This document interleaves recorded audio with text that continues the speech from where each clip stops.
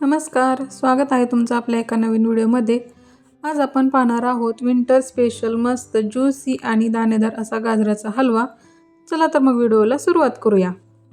इकडे बघा, गॅसवर एक कढई गरम करायला ठेवली, त्याच्यामध्ये 1 चमचा तूप टाकून घेतलं।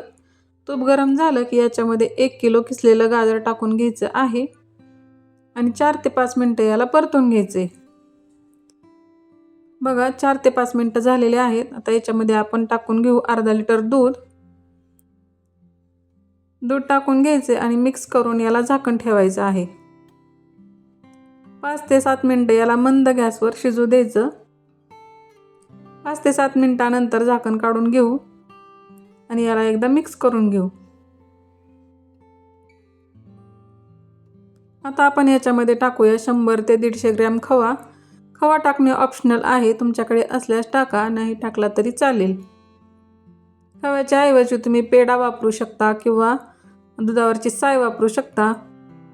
इकडे बघा 1 किलो गाजरासाठी मी इथे 2 छोट्या वाट्या साखर घेतलेली आहे। तुम्ही तुमच्या आवडीनुसार गोडी कमी जास्त करू शकता। एकदा मिक्स करून घ्यायचे आणि याला झाकण ठेवून 10 ते 15 मिनिटं मंद गॅसवर शिजू द्यायचं आहे। तर बघा 10 ते 15 मिनिटांनंतर आपण झाकण काढून घेतलं, याला खूप जास्त पाणी सुटतं। इकडे मी ड्रायफ्रुट्स घेतलेले आहेत, काजू, बदाम आणि पिस्ता। तुम्ही तुमच्या आवडीनुसार ड्रायफ्रुट्स याच्यामध्ये ॲड करू शकता। तर बघा मंद गॅसवर याला 10 ते 15 मिनिटं सतत हलवत राहायचं आहे।